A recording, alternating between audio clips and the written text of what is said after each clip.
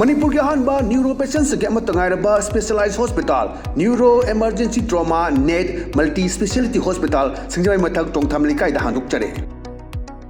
hospital asna maruina BP stroke brain tumor lambi ki khudong thiba spinal disc prolapse spinal tumor amadi migraine chingba layengli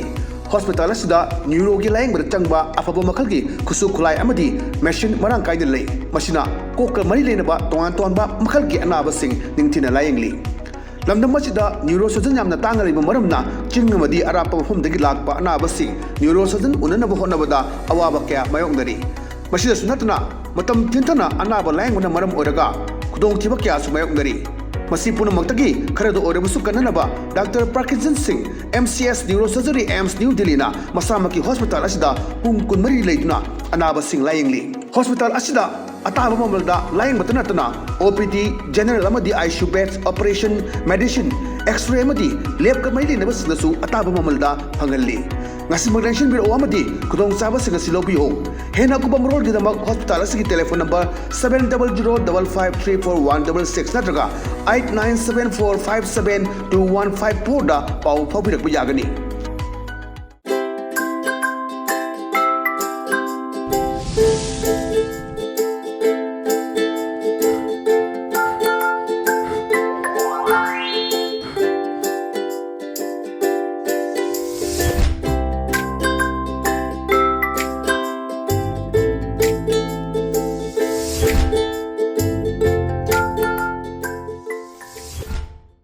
Kramjari, ELITETV ki test of cartoon mahau ming tabiru su maham taramuk seri meru dengan si infala fongo pau singi cartoon da cartoonist na kari haning liba kari funung liba kari wakal kalian liba abdo miam sanong tam jage ahan meloko jage sangai express ki ontok pani da asida ontok pani da cartoonist yang phajaba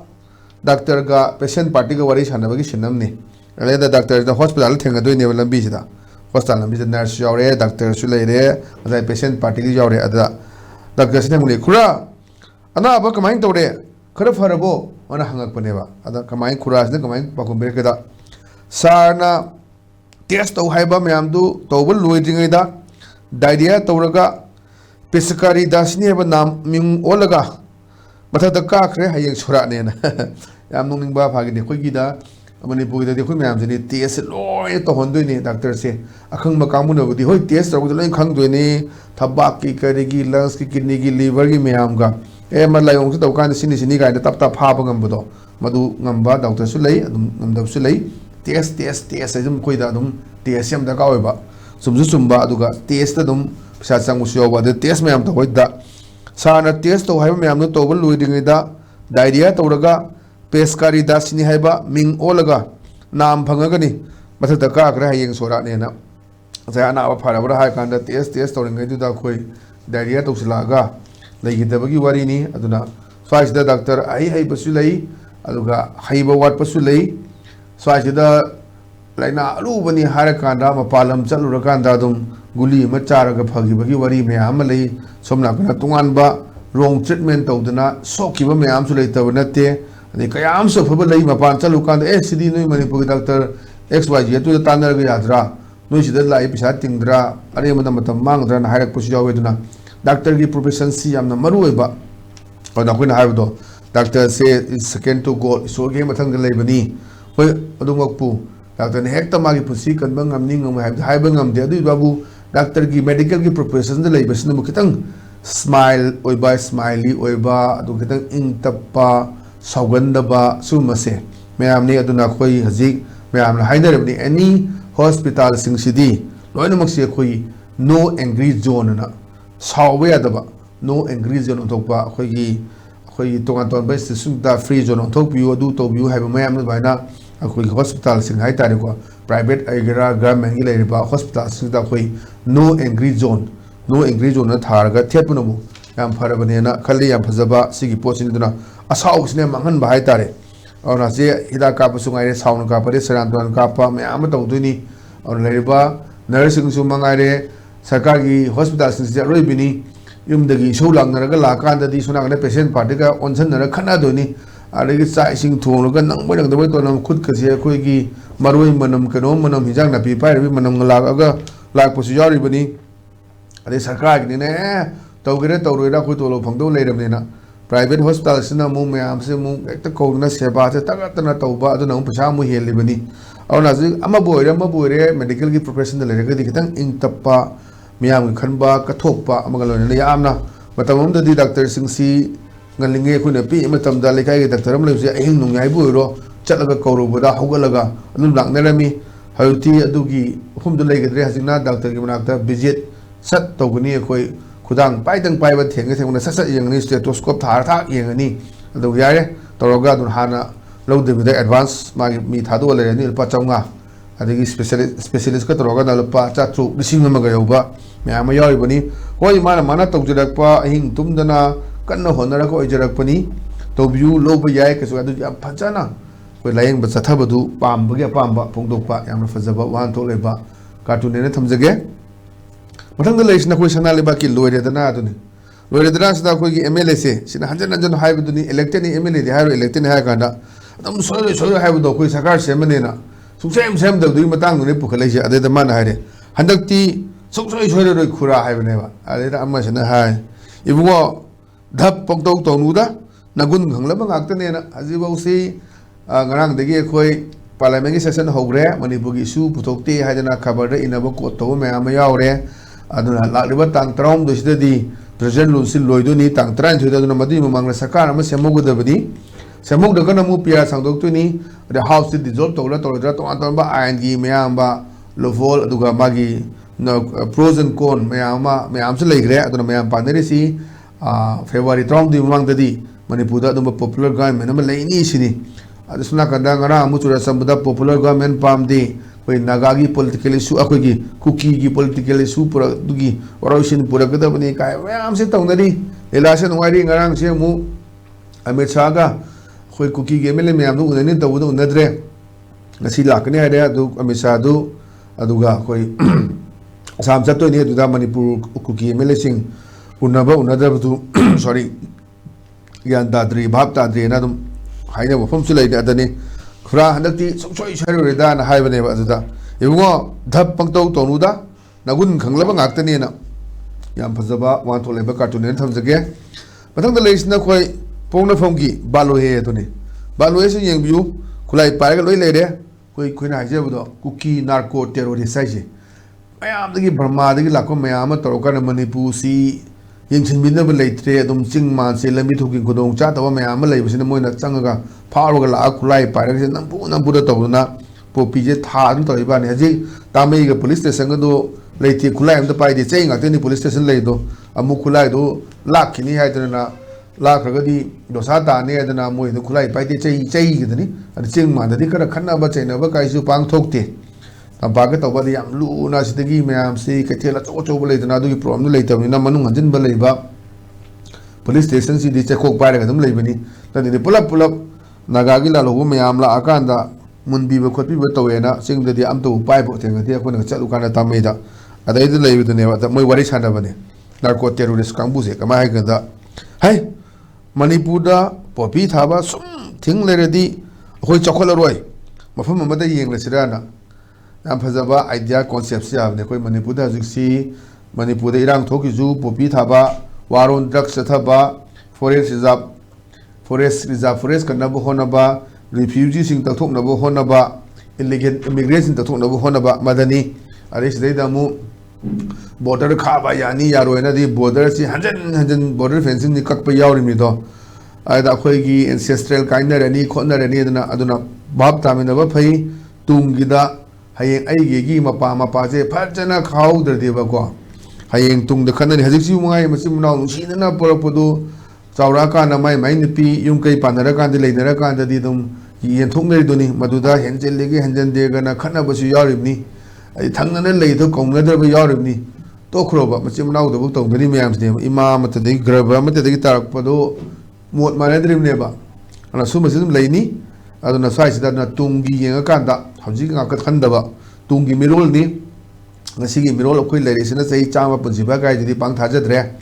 kasu chari wachinja leiri ba phibam yenjang na pi matam da har hap ta ba hajina khoi ko related lo ina ba har phajana tharaga pot yona ba hona ba nakanam dana moi gi chana ba tha ba yaure bisnu bodhisita khona po se lei ge kana as tamo se di leibi no mathangidai purakena sidina haiba mayama masi open secret ni adom ton ton ba se am loi tawini ha se padana paktana na toramin mayam duni khoigi laful se thuna munna ba caption na taw khotpa mayam pha ba mayama dagi kangbu umne yaw indo am phajan toroga khoi lafoi ji chang thukpa ta na bane na si dagi si dawdi kakthlaga pajana toroga chang tan ba de si dagi mu napsalaga chang tan ba ayamna si dagi chang tan ba sing akta sum mayam ba mayam yaw ribani dude na hais Manipur da pupi thaba sum ting leiradi koi chakhala roi mafam amada yeng sira na yam phajaba adum bawan tholaiba cartoon ina thamjage mathang da leisna koi well paugi as loiri habitune ba seda koi public da wa ngang bagi sinne elected na ngang ba prajana khumba adigi mukna bagi sinang khang da elected naide miyam na nikhal da sel logudagi अखोइना corruption तौजबनी ना असाइगी vote लेपन pass ना हाइबदुनेबा मियामना सेल लौददि अखोइ करप्शन तौरोय अन मियामना सेल लौगी अखोइ करप्शन तौनेना अदगी ओसाइ प्रजा सिना कमाइ उखल खुम केंदा मियामगी मुहुतना करप्शन तौबदगी अखोइना मिखलदा सेल लौजबनेना असाइगी येरुमगा येनाउगा कनाना हाली हांदे हाबगी वारी दुनेबा लैसे येनबिगा येनाउगा अखोइगी तौनबा येरुम कना पोई येनाउ अन लापुरा येनगा येरुमगा तौनबा बोतोना असाइ हाइबदुनेबा मियामदुना पैसा लौबदगी कोई करप्शन तौने है नोइनमु करप्शन तौबदगी भोट ता कोइना पैसा लौबनी हैबनेबा अदुगी याम फजबा मरे येनबा अदुगी सिनेमा को पुथोरकनी कार्टून सिना याम फजबा अदुम मसिसु वान थोलेबा कार्टून ने थमजगे मथंग द लेसिना कोई नारोल थौदांगी हवा दो लेरांग दो हैबने हवा दो लेरांग तो यंगबियो एमएलए नि खब वाई सानबगी सिनने अदा कमाय हाइगना आई एमएलए मन हाई अने एमएलए ओरगलिबसे सेम फावो ओइबे यारबनेना अता अमसनो खुमे नंग दि सेम खक्तनि आइदि पीएम फावो ओइबे यारबनिना लोइ यानम गाक्तनि अदुना ngसाई पॉलिटिक्स संगा आकांददि एमएलए ओरमबदगी मिनिस्टर ओइनिंगबा मिनिस्टर ओरमबदगी मु चीफ मिनिस्टर ओइनिंगबा से महौसानी अवना खोइ कदाइ फावदा खोइना अवांग पुक्तगी होय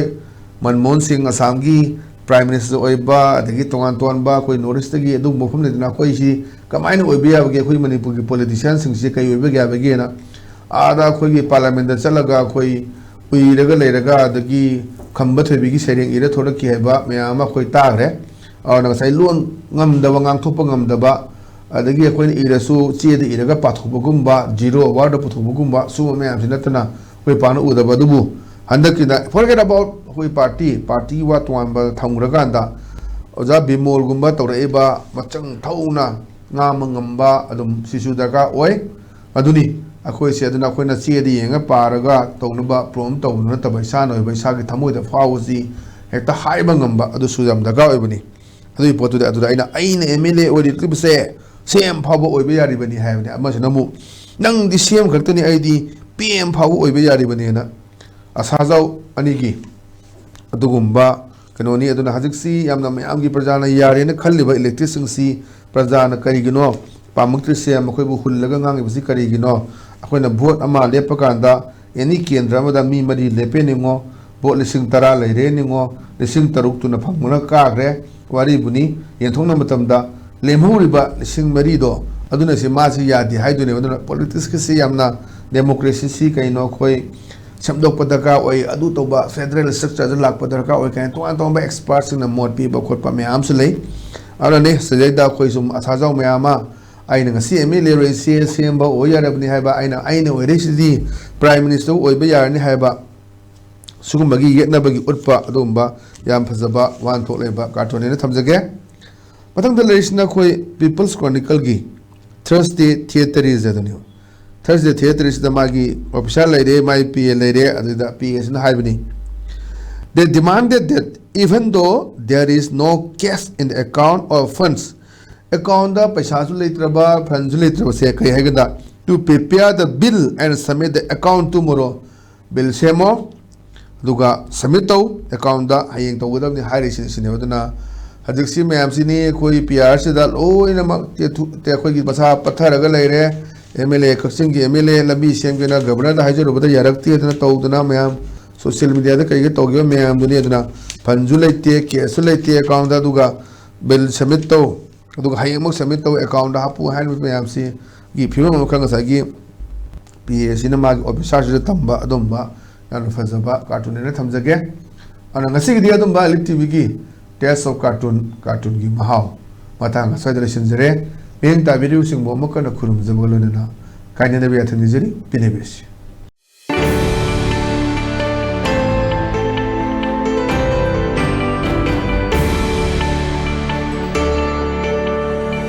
Manipur के अहानबा न्यूरो पेशेंट्स के अमतंगायरबा specialised hospital neuro emergency trauma net multi speciality hospital सिंगजमाई मथक टोंगथाम लिकाइदा हांदुकचरे हॉस्पिटल असना मरुइना बीपी स्ट्रोक ब्रेन ट्यूमर लम्बी की खुदोंथिबा spinal disc prolapse spinal tumour अमदी माइग्रेन चिंगबा लायंगली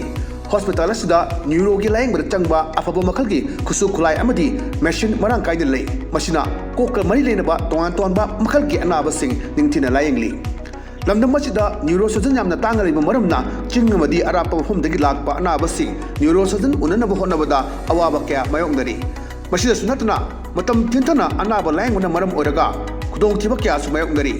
मसी पुनमक्तगी खरदो ओरबसु कननबा doctor Parkinson Singh MCS neuro surgery AIIMS new Delhi ना मसामकी हॉस्पिटल असिदा पुंग कुनमरी लेदुना अनाबा सिंह लायंगली हॉस्पिटल असिदा अताब ममलदा लाइन मतनतना OPD जनरल अमदी ICU beds operation medicine x-ray अमदी लैब कमैली नबसनसु अताब ममलदा फंगल्ली ngasi maglension biro amadi kudong chaba singa silobiyo